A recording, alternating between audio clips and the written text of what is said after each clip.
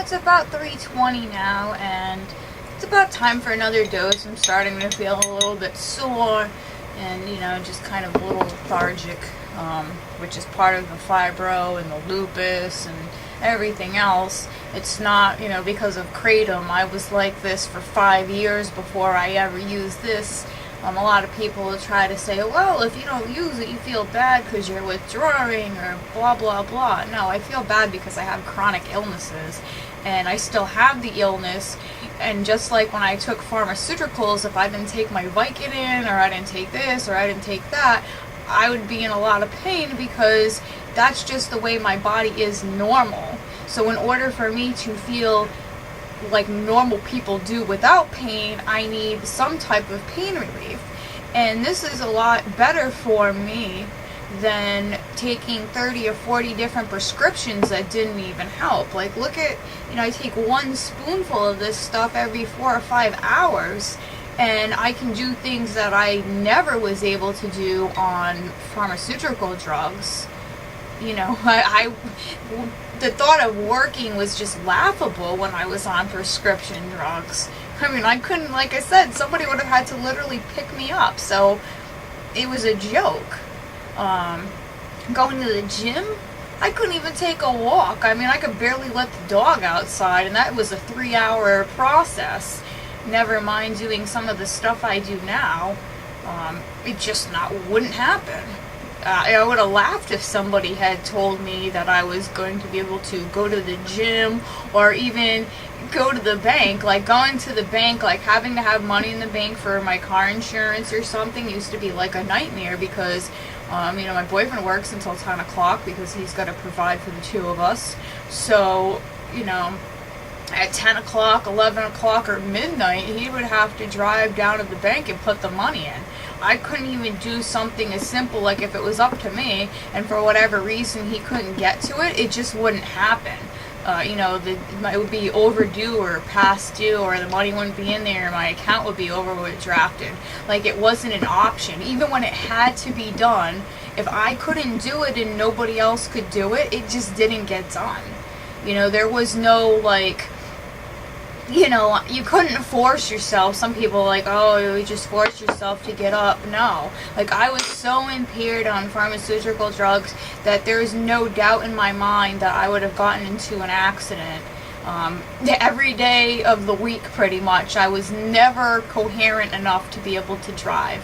Like, maybe once every 2 months, I might have had, like, one day for a couple hours where I was, like, a little bit, like, not so groggy, so maybe I could go to Dunkin' Donuts, like, 5 minutes down the road, or maybe to Shaw's, but that was once every 2 months. So I'd go 2 months, I couldn't go to the market, there was no food in the house, it wasn't like I could cook anything, so half the time I'd sit here and I'd be starving because I couldn't get up and get myself anything. And, and there was no help, there was no assistance. The doctors did not help, they didn't offer anything. I would tell them, like, I can't get up, and, they'd say crazy stuff like, hire somebody or get a taxi to come here.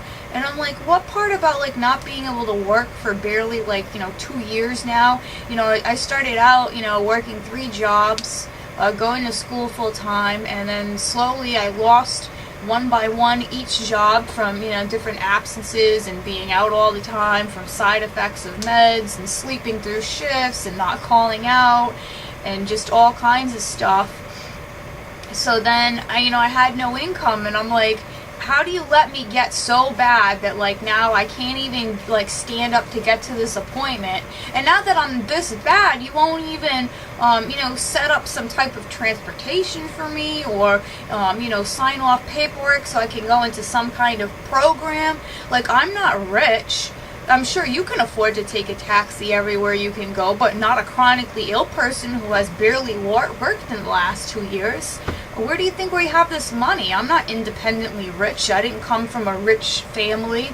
If I did, I'd be able to afford a lot better doctors that might have actually helped me instead of the jokes that are covered under Obamacare, Medicaid, whatever you want to call it. That's just a whole nother joke.